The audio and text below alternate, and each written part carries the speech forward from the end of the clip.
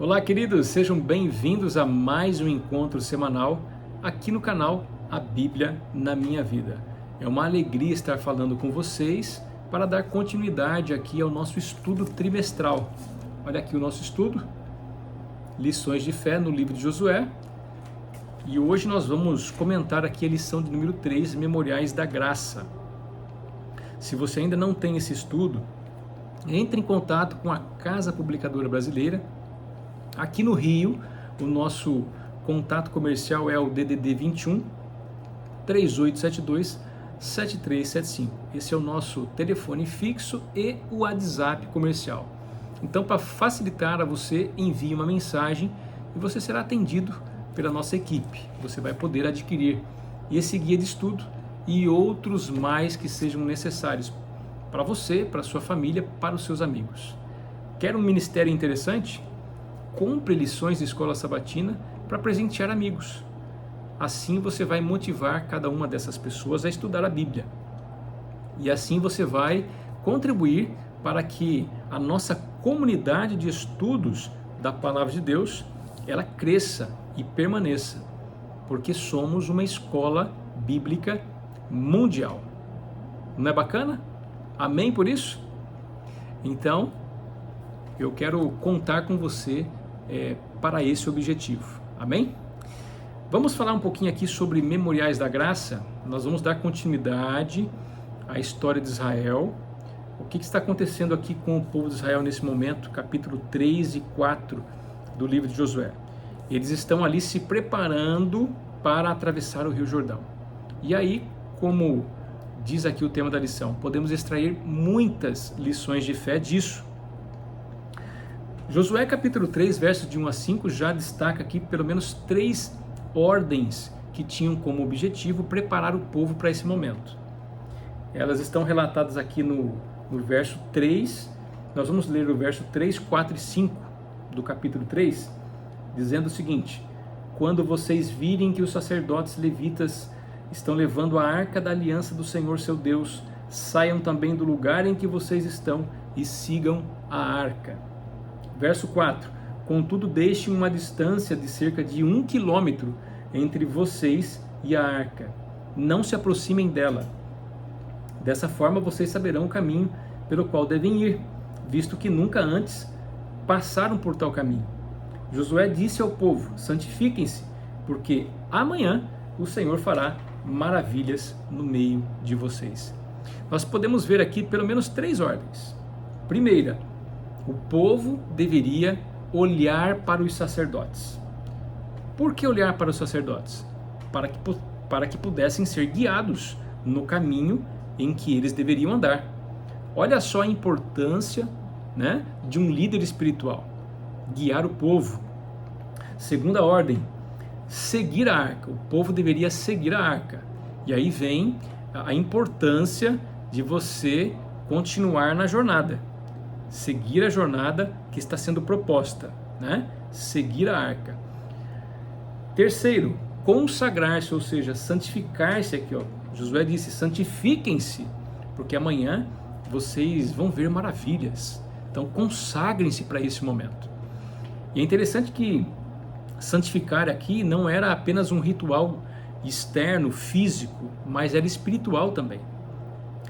O povo de Israel iria ver algo que seria extraordinário, Pensem vocês, como atravessar um rio com grande volume de água.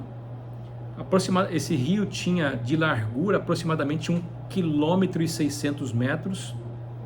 Como atravessar um rio dessa magnitude a seco, ou seja, passando em seco, em terra firme? Só um milagre, Pois é, foi o que Deus fez. E é interessante notar aqui que Deus tem assim algumas instruções bem específicas, A comitiva de sacerdotes carregando a arca deveria sair primeiro, parar ali na margem, o povo deveria seguir e guardar distância de 1 quilômetro. Por que essa orientação? Pararam para pensar? Um outro detalhe interessante que está no verso 8 aqui, eu vou ler: portanto você dará uma ordem aos sacerdotes. Aqui é Deus dizendo a Josué que Portanto, você dará ordem aos sacerdotes que levam a Arca da Aliança, dizendo: quando chegarem às margens das águas do Jordão, parem ali. Né? E eles deveriam parar ali nas margens do Jordão. O povo que viria atrás deveria respeitar a distância de 1 quilômetro, e assim eles deveriam estar organizados para presenciar o que Deus iria fazer. Bom, interessante vermos aqui algo que está anotado, né, comentado na lição na parte de domingo. Segundo parágrafo, diz o seguinte: a arca e os preparativos para atravessar o Jordão lembraram aos israelitas de que eles não estavam entrando em Canaã da maneira e no tempo que desejavam. A conquista seria bem sucedida apenas caso seguissem a vontade e o cronograma de Deus.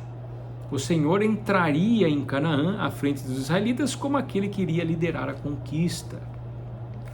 Ou seja, essas ordens aqui, elas nos ajudam a entender que Deus está à frente, Deus está no controle. A arca tinha este significado para o povo. A presença ali da Arca da Aliança, a presença da Arca da Aliança na comitiva que iria à frente de Israel, passava a seguinte mensagem: Deus está à frente, eu vou seguir. Se Deus está à frente, então tudo vai dar certo. E naturalmente, qual seria a memória afetiva do povo? As conquistas do passado, o que havia acontecido no passado. E o que aconteceu no passado? Lembram-se do que aconteceu ali no Mar Vermelho, com Moisés e a primeira geração dos israelitas? Pois é. Então, o que estava acontecendo ali remetia à memória dos israelitas ao passado. E no passado Deus foi fiel, Deus foi poderoso. Abriu o Mar Vermelho, então com certeza vai abrir o Rio Jordão também. É assim que eles pensavam. E era nesse propósito, nessa confiança em Deus, com esta fé que eles avançaram. Né? A parte aqui de domingo também diz algo muito interessante. Quase ali no finalzinho, né, dos comentários. Penúltimo parágrafo aqui. Antes que Deus pudesse lutar por Israel em batalha, eles deveriam mostrar sua lealdade e a Ele, mostrar sua lealdade a Ele e confiar nele como seu comandante. Muito interessante essa colocação aqui. Né? Vamos avançar? Na parte de segunda-feira, o Deus das Maravilhas. Tem algo muito interessante aqui envolvido no capítulo 3, no capítulo 4 de Josué, com relação à travessia do Rio Jordão, que nós precisamos linkar. Ou seja, quem era o Deus de Israel? Era o Deus de Abraão, Isaque e Jacó. E o que é que Deus prometeu lá para Abraão em Gênesis 15? Prometeu posteridade e prometeu dar a terra à sua posteridade. Que terra? Terra de Canaã. Olha que interessante. Vamos analisar aqui a história bíblica, né? Relembrar aqui. Quando Abraão seguiu a vontade de Deus e deixou a sua parentela, a sua casa e foi para a terra que o Senhor lhe mostraria, ele não foi de cara para a terra de Canaã. Em sua jornada, ele se engrandeceu, ele já tinha muitos bens, ele se engrandeceu ainda mais, ele ganhou respeito das pessoas à sua volta, e Abraão era um excelente negociante. Este poder de negociação, que na verdade era a bênção do Senhor na vida dele, foi fundamental para que ele pudesse comprar terras a preço justo das pessoas, principalmente as terras, ou parte das terras, melhor dizendo, de Canaã, terras cananitas. O povo de Canaã era um povo descendente dos semitas, que tinham relações ou tudo a ver com Israel. Mas, infelizmente, com o estilo de vida de cada um, eles se afastaram de Deus e acabaram se tornando povos idólatras. Porém, Abraão ganhou o respeito das pessoas que residiam nessas regiões em terras cananitas. E ele foi ali se engrandecendo, comprando terras. E lembram-se da promessa de quem seriam essas terras? Da sua posteridade. Abraão comprou terras porque Deus lhe abençoou com muitos bens, com respeito entre as pessoas e com um excelente dom, né, e talento para negociar. Portanto, não é difícil perceber agora que essas terras que Abraão havia comprado, que havia ali conquistado, né, com o poder e bênção de Deus, seria agora reconquistada por Josué. E então, nesses capítulos 3 e 4 de Josué, nós vemos o início desta promessa de aliança feita entre Deus e Abraão, cumprida. Lembram-se de que depois que veio o filho de Abraão, Isaque, Abraão não chegou a herdar a terra, ou seja, a usufruir da terra, porque a promessa era direcionada à sua posteridade. Aí veio Isaque, veio Jacó. Jacó depois subiu ao Egito, né, junto ao seu filho José. Eles foram escravizados ali, saíram do Egito, lição que nós vimos no trimestre passado, e agora estavam indo rumo a Canaã, reconquistar a terra que os seus patriarcas haviam comprado com a bênção do Senhor. Naturalmente, Josué não iria seguir nesse caminho com objetivos militares, ou seja, destruir toda a nação de Canaã, de forma alguma. Lembrem-se que, assim como Raabe e os gibeonitas conquistaram ali o espaço entre Israel, Deus também ofereceu graça a esses povos, né, por muito tempo, por pelo menos 400 anos, né, a partir da promessa de Abraão. Mas muitos deles se recusaram. E quando Israel foi escravizado do Egito, o Egito tomou essas terras e Israel depois foi libertado do Egito. Qual seria o rumo de Israel? Reconquistar as terras que foram tomadas deles. As demais terras que seriam conquistadas seriam conquistadas da mesma forma a qual Abraão, com a bênção de Deus, conquistou. Então isso é interessante nós analisarmos, para nós removermos da nossa mente a ideia de que Josué foi um sanguinário, né, para ocupar as terras de Canaã. Não, aqui nós vemos o milagre de Deus e as bênçãos de Deus, e tem tudo a ver com o que eles deveriam aprender, que a reconquista dessas terras seria realizada pela mão do Senhor, pela bênção de Deus. Amém? Então, o link que nós deveríamos fazer aqui é com a aliança, né? A aliança envolvendo ali as promessas que Deus fez a Abraão. Isso fica mais claro aqui a partir da lição de segunda-feira, o Deus das Maravilhas, porque nós vemos aqui a partir dos versículos 6 e 17, como o povo atravessou essas águas e alguns elementos importantes. Eu quero ler aqui, por exemplo, o verso 15 e o verso 16. E quando os que levavam a arca chegaram ao Jordão, e os seus pés se molharam na beira das águas, estou lendo aqui verso 15 e 16 de Josué 3, capítulo 3, porque o Jordão transbordava sobre todas as suas ribanceiras durante todo o tempo da colheita.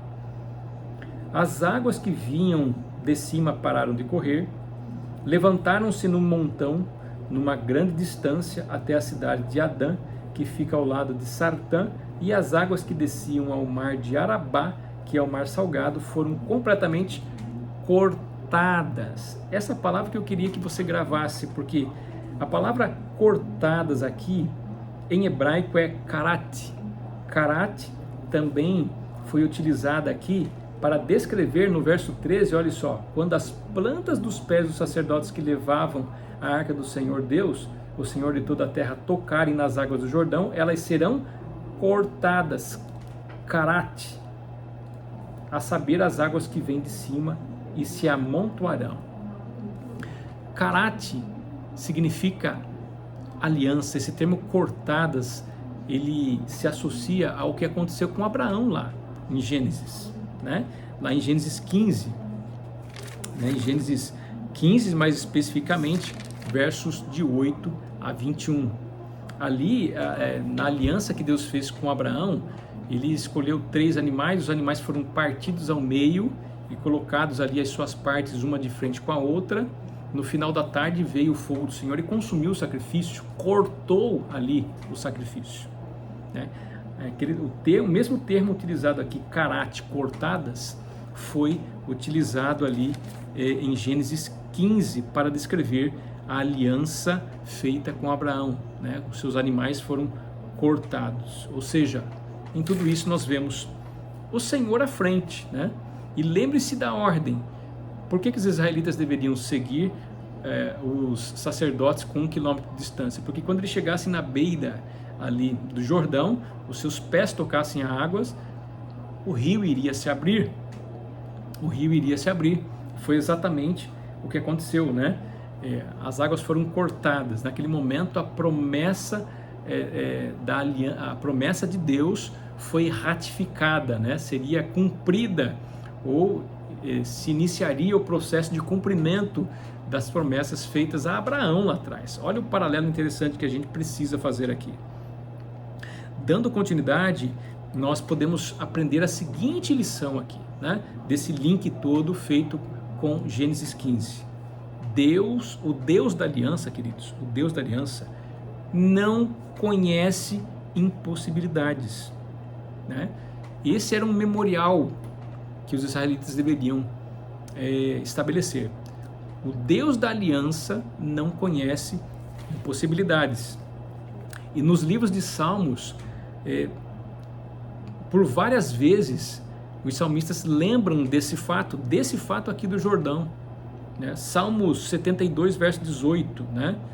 Por exemplo, o Salmo, ele bendiz ao Senhor, né? Que realizou essas obras em meio a Israel.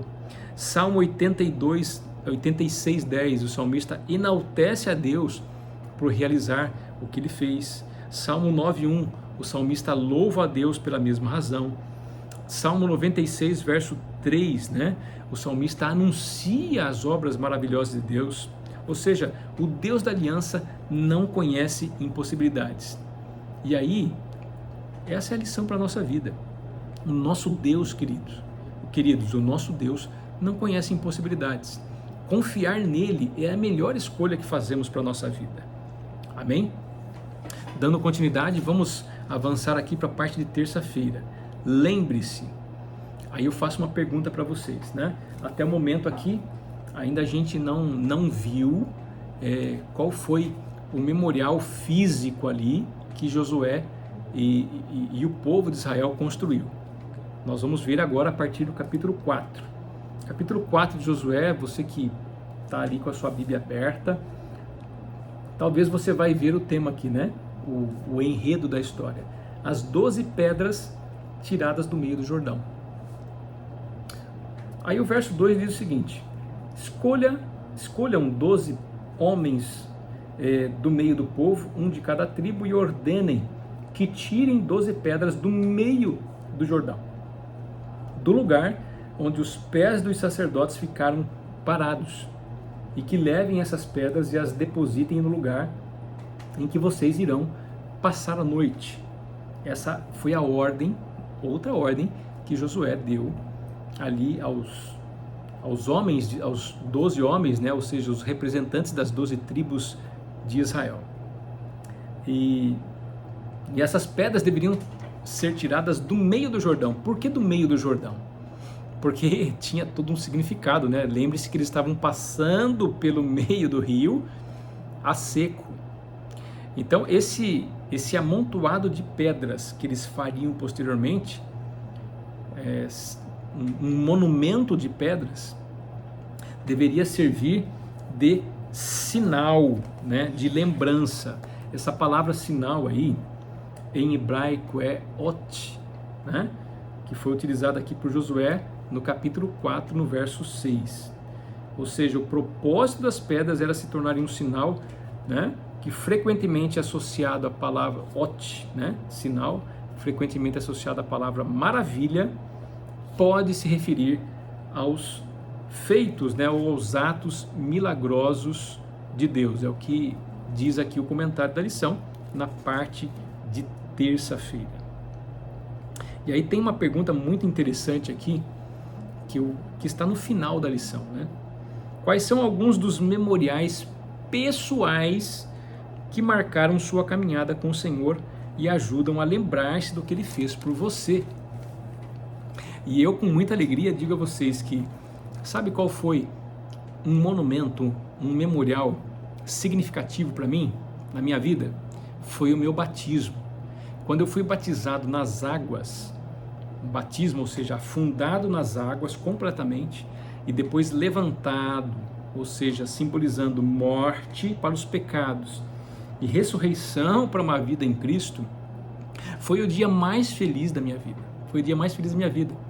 E eu quero convidar você que ainda não é batizado, que possa passar por essa experiência significativa com o Senhor. Isso é uma bênção, né? Foi o dia mais feliz da minha vida. Olha, um dia semelhante a esse foi exatamente quando eu obtive a bênção da paternidade. Quando a minha filha nasceu, eu fiquei muito feliz. Isso foi um marco para mim, um monumento, né? Um memorial da bênção do Senhor na minha vida. Ou seja, eu, Rafael, agora estava sendo abençoado com a posteridade, né? Com o fruto, né? De uma nova pessoa que partiu de mim. Isso é uma bênção, né? Outro exemplo aqui de monumento ou de memorial, olha só, quando eu durante 6 ou 8 anos eu fiz parte do Ministério Jovem, né? Na minha igreja, lá em Tatuí, quando eu comecei ali a andar, dar os primeiros passos, né, no caminho do Senhor, na Igreja Adventista do Sétimo Dia. E o Ministério Jovem foi um marco importante para mim, porque me ajudou a manter-se fixo no caminho do Senhor. É um memorial, é um monumento da minha fé, né? Outro detalhe interessante, outro monumento, outro memorial da graça, é o que eu obtive também como a minha ordenação, né? A minha ordenação ao ancianato da igreja. É um memorial, para mim foi um memorial, né? Então, realmente ali eu vejo que Deus me abençoou com o ministério da liderança espiritual, da pregação do Evangelho. Foi uma bênção, né? E outros aí que nós podemos elencar, né? Qual foi o seu monumento, né? Que envolve aí as memórias pessoais que você tem da bênção de Deus. Relate aí, conte aí nos comentários, isso é importante, né? Isso fomenta outras pessoas também a se lembrarem de algo significativo. Então esse monte de pedras que Josué construiu, extraídas ali do meio do Rio Jordão, serviriam para lembrar Israel das bênçãos de Deus, né? De forma interna, Israel veria, né, que o Senhor é que possibilitou eles atravessarem o Jordão e reconquistarem as terras. E o sinal externo era para que outras nações soubessem, né, e conhecessem o Deus de Israel. Isso nos ajuda a diferenciar, queridos, o que é uma tradição boa de uma tradição ruim, né? O texto aqui da lição, no último parágrafo, diferencia viver fielmente as tradições fundamentadas na Bíblia e o tradicionalismo, né, que é uma religião morta. Qual era a tradição que Josué estava transmitindo à nova geração de Israel? A tradição de ser leal e confiar nas promessas de Deus, mediante ao que havia acontecido no passado. A tradição, então, as tradições transmitidas de Josué para a nova geração foram significativas, né? Eram importantes. Mas o tradicionalismo é toda a religião morta, né? Ou seja, todos os elementos que não geram valor algum espiritual na vida das pessoas. se torna apenas uma repetição, algo sem sentido. Então essa é a diferença de tradição e tradicionalismo, conforme a lição diz aqui, ó. No fim, precisamos desenvolver, os comentários da lição diz aqui, precisamos desenvolver pessoalmente uma fé alicerçada na Bíblia. Ninguém, especialmente nossos antepassados, pode crer por nós. Assim como aquela nova geração de Israel precisou confiar em Deus por meio de si mesmo, né? Hoje nós precisamos, né, desenvolver a nossa fé por meio de nós mesmos.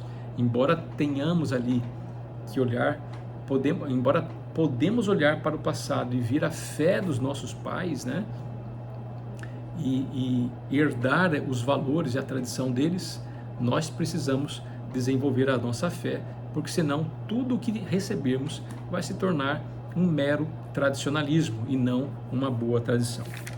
Avançando aqui, queridos, a lição de quarta-feira fala sobre esquecimento. O que é importante nós entendermos aqui, né? Josué capítulo 4, versos de 20 a 24 diz o seguinte: e foi em Gilgal que Josué levantou as 12 pedras que haviam tirado do Jordão. E Josué disse aos filhos de Israel: quando no futuro os filhos perguntarem a seus pais o que significam estas pedras, expliquem aos filhos de vocês, dizendo: Israel passou em seco este Jordão, porque o Senhor, o seu Deus, fez secar as águas do Jordão diante de vocês, até que vocês tivessem passado. Como o Senhor, o seu Deus, fez com o Mar Vermelho, que ele secou diante de nós, até que tivéssemos passado, para que todos os povos da terra saibam que a mão do Senhor é forte, a fim de que vocês temam o Senhor seu Deus todos os dias. O que aconteceu ali naquele dia no Jordão, o povo jamais poderia esquecer. Por isso que foi construído aquele monumento, né? O monumento ali tirado das pedras, lembrando-se, do meio do Rio Jordão. Prova incontestável de que eles haviam passado em terra seca. Mas o mais importante é entender a lição que nós podemos extrair aqui, devemos extrair aqui. Ouçam aqui o que diz o comentarista da lição na parte de quarta-feira, no segundo parágrafo. Geralmente, consideramos o esquecimento uma característica normal de todos os seres humanos.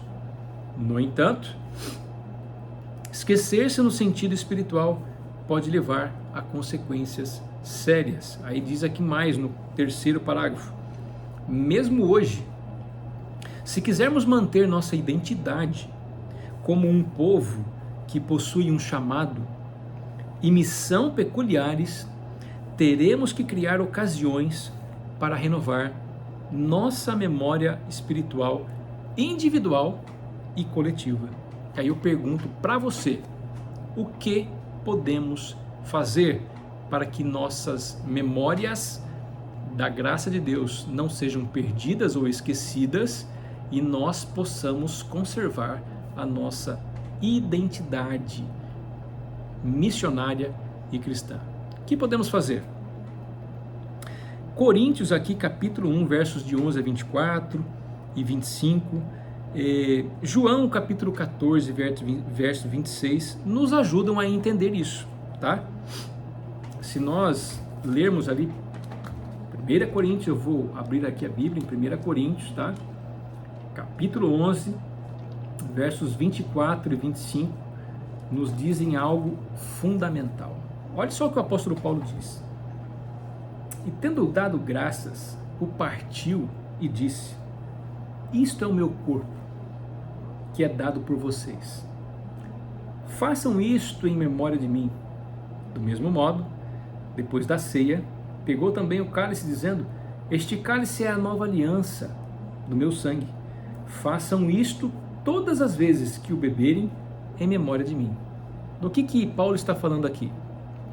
Da última ceia de Jesus.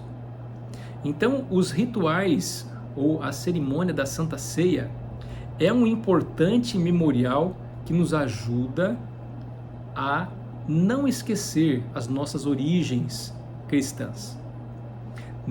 É um memorial que nos ajuda a preservar a identidade missionária em Cristo. E o verso 26 aqui também é interessante, porque todas as vezes que comerem este pão e beber o cálice, vocês anunciam a morte do Senhor até que Ele venha. Ora, anunciar a morte até que Ele venha, como é que a gente entende isso? O foco aqui da Santa Ceia é sempre a ressurreição de Cristo e a sua segunda vinda. A morte foi fundamental para que se abrisse a oportunidade da ressurreição e da segunda vinda de Cristo. Portanto, um marco importante para a igreja cristã é a cerimônia da Santa Ceia. Esta sim é uma forma coletiva e individual de não perdermos a nossa identidade em Cristo e a nossa identidade missionária. Outro importante momento que nós devemos, outro importante fator de destaque aqui em João capítulo 14, verso 26, você já deve saber, é a presença do Espírito Santo em nossas vidas. Quando a gente clama ao Espírito Santo que nos ajude na caminhada com Cristo, o que acontece? Eu vou ler esse verso que é muito interessante. Vamos ver o que João diz. Um dos atributos do Espírito Santo, queridos, é nos ajudar em quê? Apóstolo João, capítulo 14, verso 26. Mas o Consolador, o Espírito Santo, que o Pai enviará em meu nome, esse ensinará a vocês todas as coisas e fará com que se lembrem de tudo o que eu lhes disse. Olha só que interessante. A minha pergunta foi: o que podemos fazer? Primeiro, participar da cerimônia da Santa Ceia. É uma cerimônia extraordinária, né? O lava-pés também, a cerimônia da humilhação, ou seja, não a humilhação no sentido secularista de hoje, não, mas no momento em que você lava os pés do seu irmão, né? Da pessoa envolvida nesse ritual, você se submete ali a tratá-la como Cristo gostaria que ela fosse tratada. E vice-versa com a outra pessoa. E quando você toma a Santa Ceia, né, o pão ali sem fermento, né, o suco de uva, você relembra que participou da morte de Cristo e é por meio dela que você é justificado. E por meio de sua ressurreição, hoje nós temos nova vida em Cristo, e com a esperança e a gratidão e a certeza de que Ele vai voltar para nos resgatar desse mundo. Não é uma maravilha? Nós não iremos perder a nossa identidade missionária em Cristo se preservarmos este ritual, esta cerimônia. E outra coisa é confiar no Espírito Santo.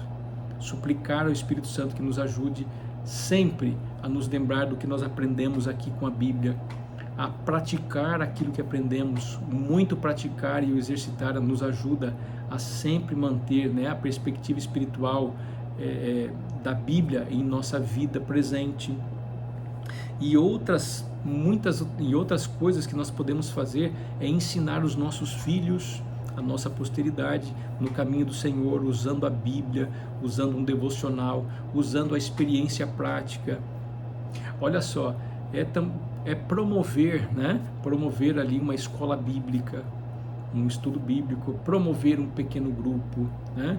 Todas essas coisas nos ajudam a construir memoriais da graça, para não haver esquecimento da nova geração, né? Ou da nossa geração, melhor dizendo, daquilo que Cristo, né? Daquilo que Deus nos recomendou. Nós vamos finalizar aqui com a parte de quinta-feira, né?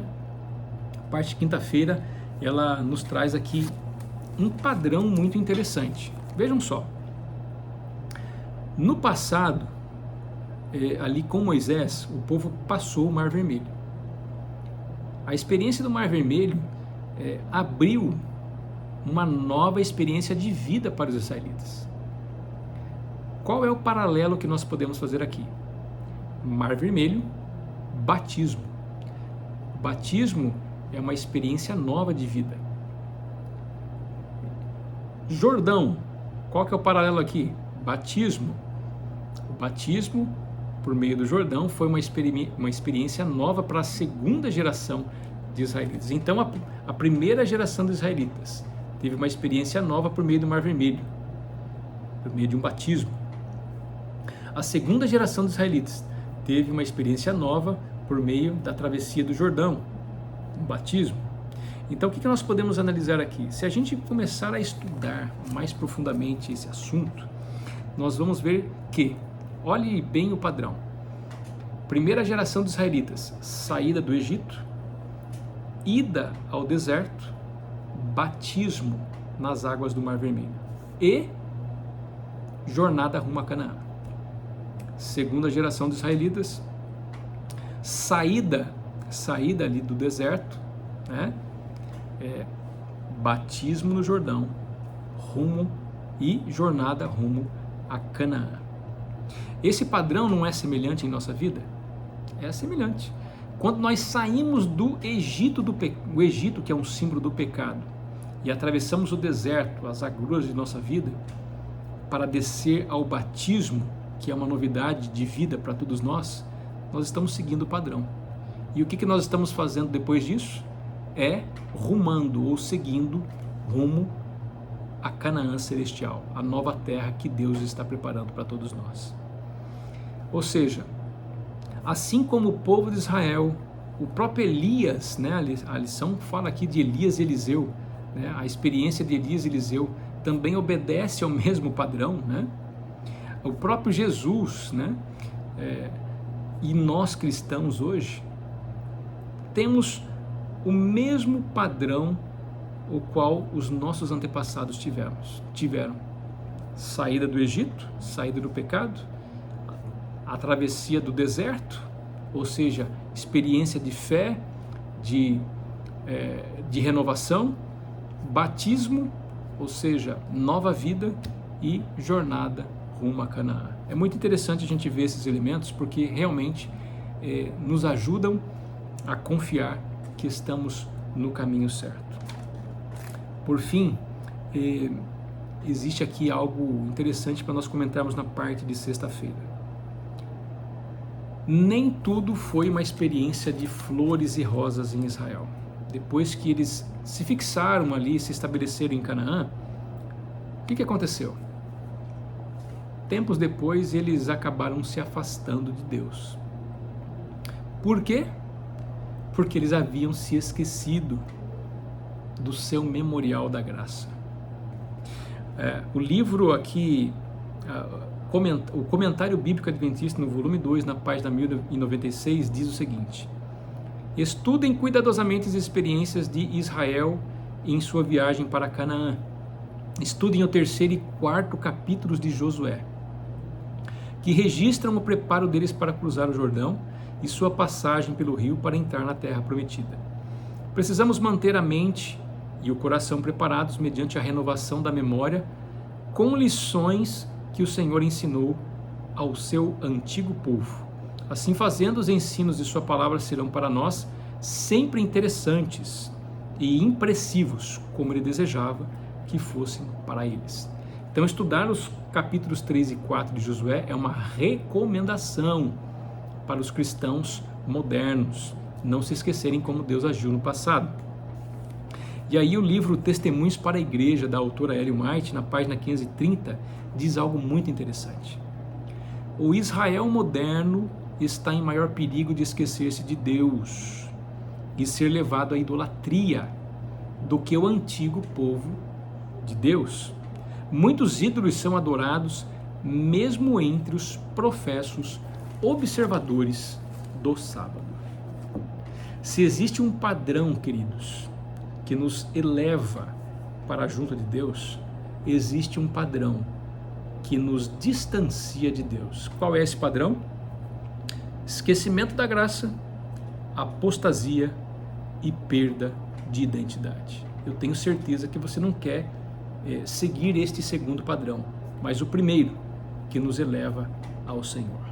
Que Deus nos ajude, que Deus nos abençoe a continuarmos nossa jornada espiritual rumo a Canaã, ou seja, a Nova Jerusalém, que está sendo preparada para todos nós, um dia habitarmos na paz do Senhor e com a eternidade. Deus abençoe a todos e até a próxima semana.